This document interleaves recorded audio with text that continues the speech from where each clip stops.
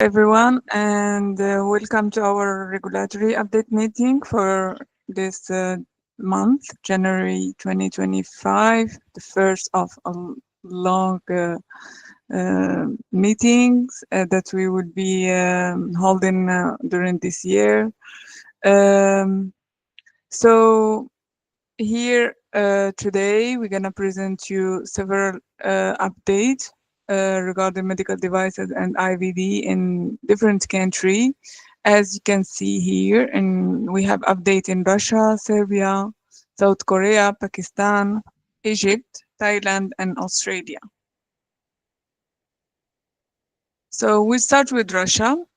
And in Russia, the update is related to updating expired registration documents and appointing or updating authorized representative. Let's start with the first point regarding the updating of expired registration documents. So last November 2024, the Federal Service for Surveillance in Healthcare published decree number 1684. So this decree outlines the new rules for the state registration of medical devices in Russia, and it will come into force next March 1st, 2025. So with this time, we have some transition period for stakeholder to adapt to the new requirement. Let's see what we have in this decree. So first, what we have is that the requirement for updating the expired document in the registration dossier of an already registered medical device. What happens if any document in the dossier has expired? It is mandatory to renew it and submit the updated version to the authority. And the submission deadline for these updates is September 1st, 2025, and missing this deadline may affect the registration status of the medical device. So the process takes approximately 2 to 3 months to be completed, and it's an official amendment process with the fees that applies also. The second update in Russia is regarding the requirements of appointing or updating authorized representative for foreign manufacturer. This comes into the same decree. So if the registration dossier lacks information about the authorized representative or contain an outdated detail, so the foreign manufacturer must take corrective action. Also, by September 1st, 2025, so the manufacturer must either appoint a new authorized representative or update the dossier with the current information or the most updated information about their existing representative. And any failure to meet this requirement may result in issue with the device registration status in Russia. In our second country today, Serbia, the update is related to the key amendment to rule books on labeling and the submission process for renewal. So the first update is regarding the amendment to labeling, and this amendment is an update to the 2019 rule book, which entered into force on November 1st, 2024, after being published in the official Gazette of the Republic of Serbia, number 87, 2024. So the first, the Article 4A introduces mandatory inclusion of the registration number on various packaging levels in the labels, additional label, and external packaging. So now it is mandatory to include the registration number, and they specified the format clearly to be the first 9 digits of the medical device registration number plus 4-digit year, ensuring traceability and compliant. This is regarding the new mandatory rules in the labeling. Then, in Article 15, we have an optional rule for labeling regarding the inclusion of the same registration number in the same format, the 13 digit that correspond to 9 first digit of the registration number plus the 4-year digit, but it is mandatory for the IFU. Sorry, optional for the IFU. So moving to the second update in Serbia, this pertains specifically to the renewal of medical device registration. So the updated instruction were published on November 15, 2024, and it required the use of e-portal first, the e-portal MS for all renewal application, a dedicated technical support portal, as you can see the link in the slide. So it is available to assist with troubleshooting during submission. And these changes, so they are important because they provide a greater clarity and efficiency compared to version 1. So this, as I said, this is a second version of the instruction related to the renewal process, and they clarify this point. It was not in the version 1, it lacked detailed submission steps. So here it is clear.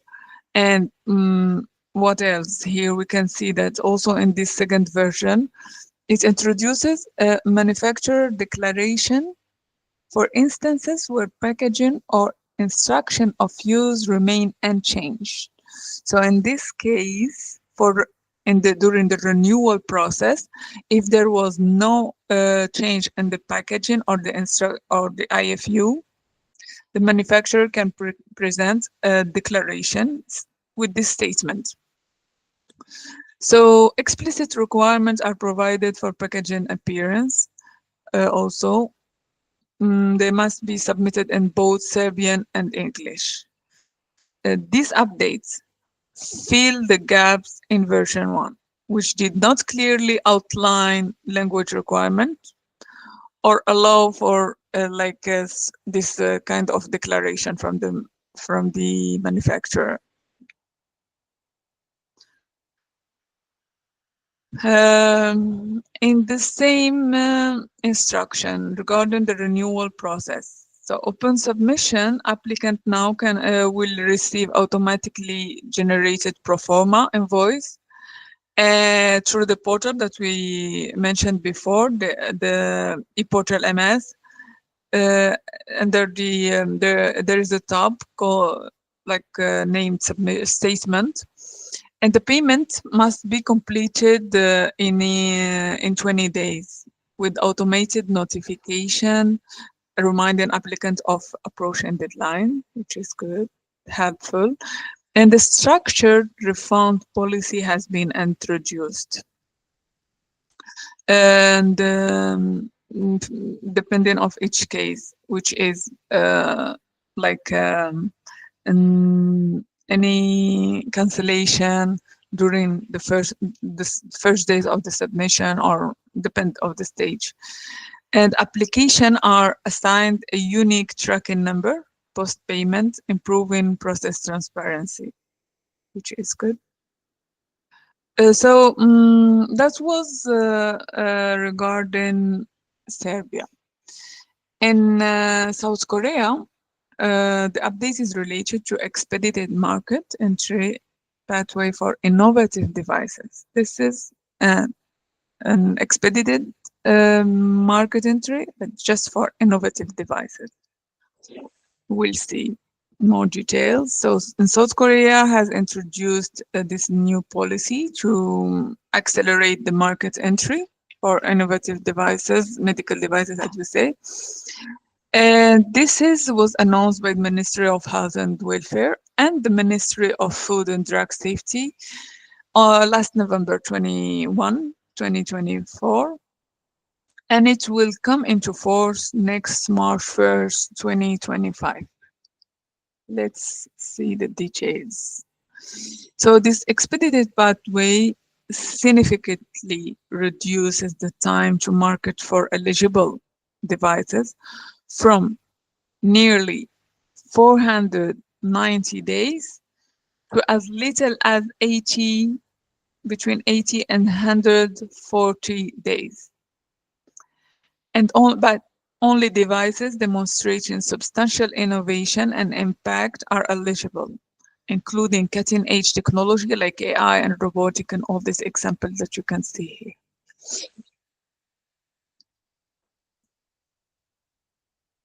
So in the next country, Pakistan, the update is related to the regulatory fees.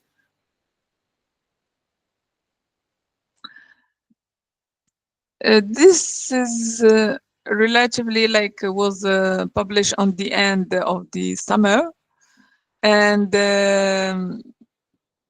it outlined basically the regulatory fees that are right now applicable for medical device and different medical device related functions. And we'll see how is the increase depending of each class risk. So the updated fees relatively include moderate to significant increases compared to previous rates. For Class A, new registration and renewal fees increase like 20%. For Class B, a little bit more, around 24% for the registration and 20% for the renewal. For Class C and D, the new registration have increased like also 25%, 24%. So we have here an increase, as we said, we can say that it's moderate increase between 20 and 25 depending on the class risk. In Egypt, the update is related to the importation of dental implants, very important update, and the labeling of medical devices.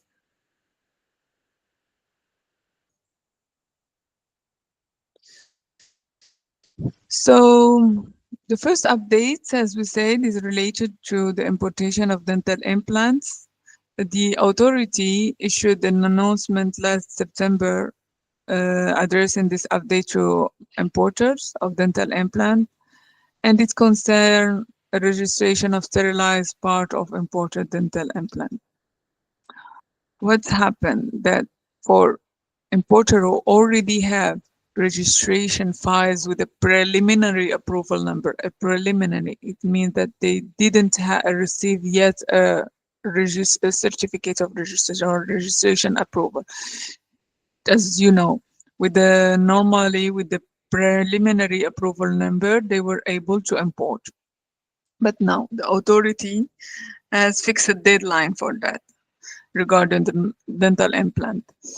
The file come with the validity period of 1 year from the acceptance date. So within this period, importers are expected to review the remaining validity of their import allowance. What does it mean? Like when they receive the preliminary approval number, they have 1 year, uh, 1 year ahead to import. So now they are urged to look into the remaining validity of their import allowance, act quickly to ensure that all documentation requirements are met to secure official registration before this deadline, because failure to complete this registration during this deadline, it could result in the inability to continue importing this product. This is for existing registration files. Now, also for new registration file submitted after this announcement, after the September 22, the authority has introduced a structured timeline for importation, a strict deadline of July 31st, 2025. So any new registration starting September 2024, they have just until July 31st of this year to secure a registration in order to not get interruption of importation of their dental implant.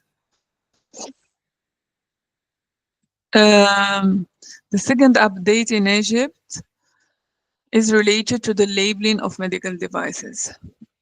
So here we have a second version that was published in December 2024. It's an update of the 2020, the first version that was published previously in 2 years ago, yes, in 2022. It enhanced clarity and align more to international standards and address specific gaps in labeling for medical devices and IVD that were of a big concern in the first version. So the key changes focus on the new mandatory data points, symbol usage, and procedural clarification that we will see in detail in the next slide. So as we said, in the second version introduces additional samples to meet global standard. We have for devices containing phthalate must now explicitly indicate this on the label. MRI compatibility symbol also should be clearly stated when it is applicable, and single-use indicator symbol. Now, while in the first version did not explicitly address over-labeling, version 2 permits its permitted under strict condition, such as correction to country of origin or sterilization details, but only with prior approval from the Egyptian authority. The new version outright prohibits double labeling, where two conflicting labels appear on the same product. This is like, it is explicitly or clearly mentioned in the second version. Now, the requirement for permanent labels was not explicitly detailed in version 1, and now it is emphasized in version 2 to prevent tampering. So, and the durability, as we can see, they should be label should be non-removable and tamper-proof. And the guideline now mandate that all label requirements be met before custom clearance, removing the ambiguity present in the earlier version, as we say. In Thailand, we'll discuss important update regarding referral process and license transfer.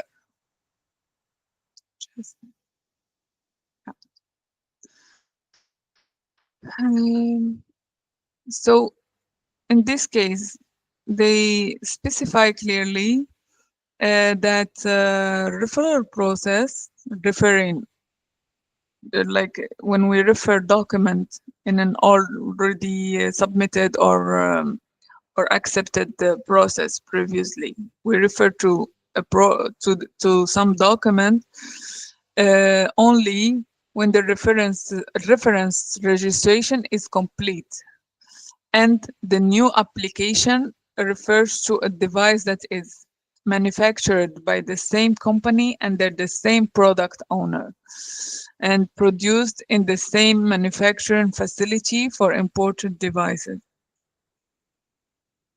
Additionally, the licenses for both the reference registration and the applicant must remain active and valid. So the device that we are aiming to register and the device that we are referring to, both should be active and valid.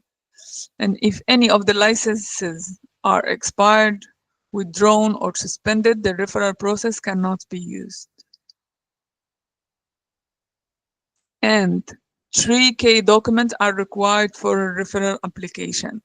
A consent letter from the original license holder giving the applicant permission to use the registration as a reference, a safety declaration from the manufacturer ensuring that device meets safety regulation, and a declaration of identicality, confirming that the new device is identical to the one in the reference registration.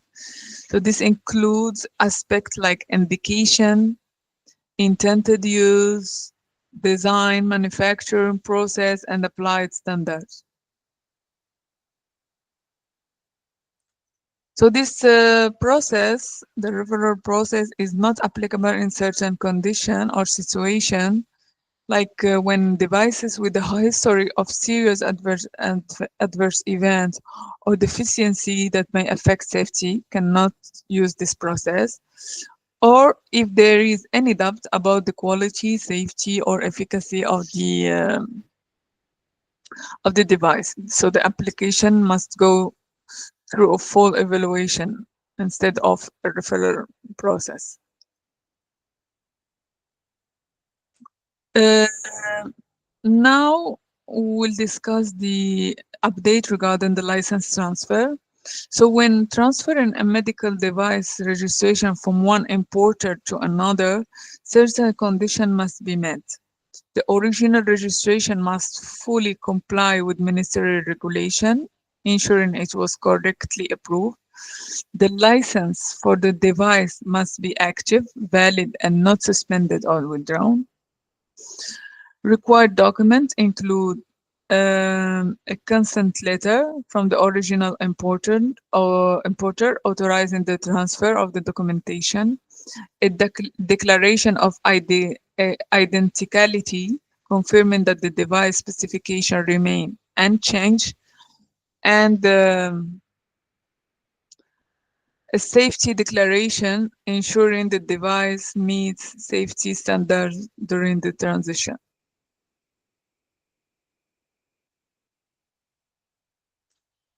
So for a transfer between manufacturers, specific condition ensures the device compliance and safety. The original registration must be valid and meet regulatory requirements. The same manufacturing site must be used, maintaining consistency in production. And the manufacturing license must remain valid and active throughout the process. And the document required for this transfer between manufacturer include, as we said before, a consent letter from the previous manufacturer that stating that they approved the transfer, a declaration of identicality ensuring the device has the same specification, and a safety declaration confirming that the device continued meeting with all the safety and performance requirements. Now, for the transfer, for the prohibition that applies for transfer, the transfer are basically prohibited for devices that faces a safety issue or a history of significant adverse events, and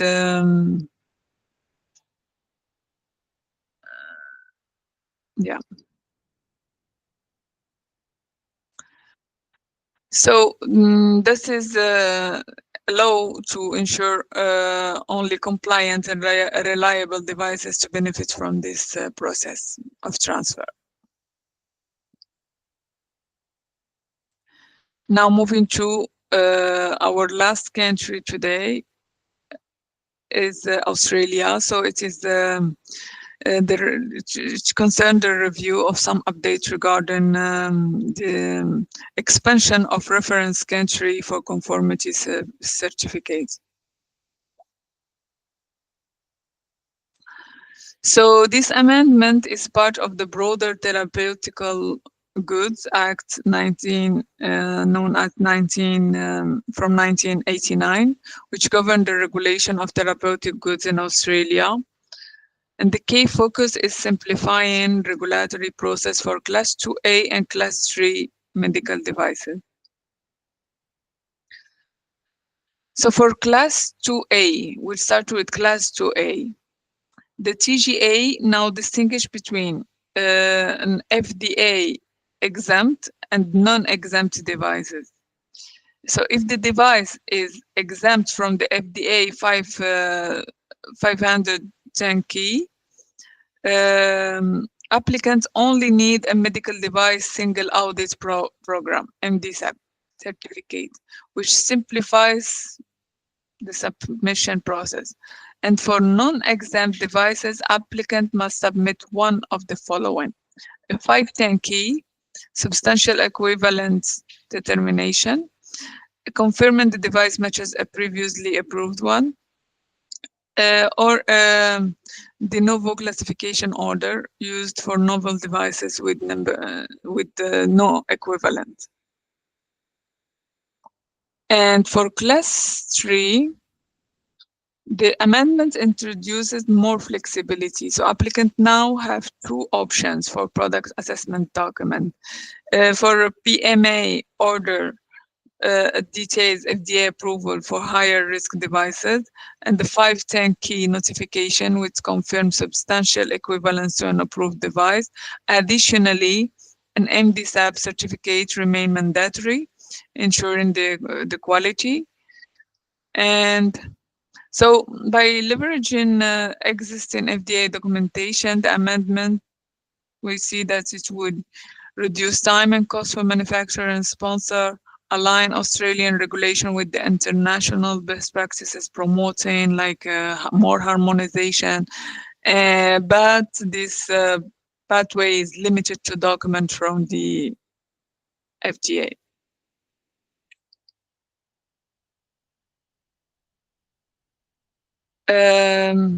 Now we conclude our meeting presentation and we open the floor for question.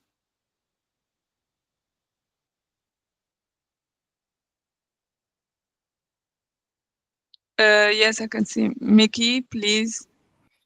Hi, Man. Thank you for the presentation. Thank you.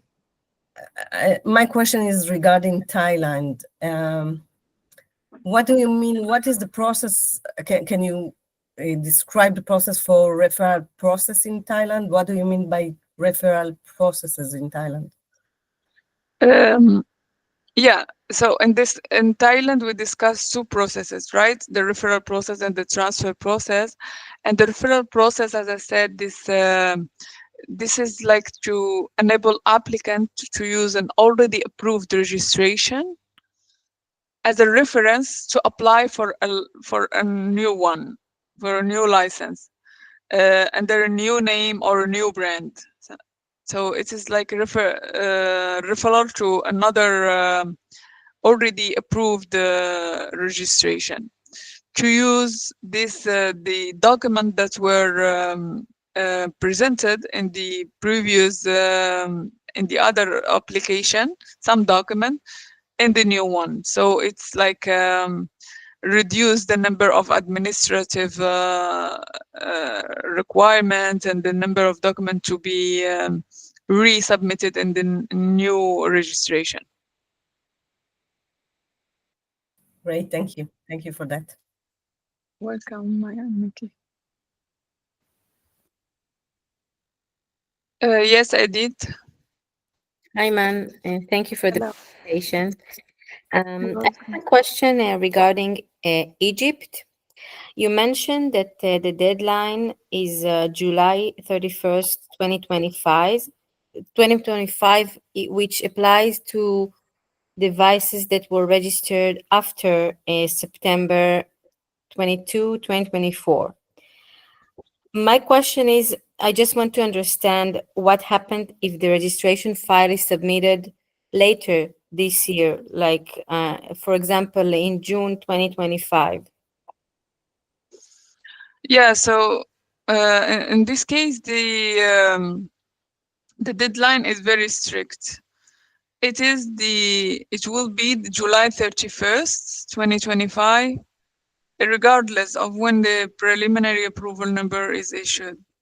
It is like whether it was presented on September or in March or in June, the deadline will be on July 31st for this to secure a registration in order to continue with the importation process. Okay, so it's still the same. It's the same, yes. Okay. Okay, that's clear. Thank you. Thank you. Another question more. Yes, Ana Lucia. Hello, Iman. Thank you for Hello. the presentation. I have a question about Serbia. You mentioned a refund policy. Can you explain what is it about? How does it work? So, as I said, a refund in Serbia, a refund policy was clearly introduced now, and it's depend of the stage of the application. If it is like before the review, you want to cancel or withdraw your application before review, it could be a full refund. But if it is withdrawn, for example, after receiving an initial feedback from the authority, still could have some refund, but only about half, 40 or 50%. But if an evaluation has already been completed, of course there is no refund, and even if you withdraw your dossier. Okay, thank you. You're welcome. So I would like to thank you all for your assistance today, either our internal or external guest. Thank you so much, and hope to see you in the next regulatory update meeting in February with more updates in more country. And yeah, hope to see you soon. Thank you. Hope you learned a lot and enjoyed our meeting today. Thank you all, and bye-bye. Thank you, Iman. Thank you. Thank you. Thanks,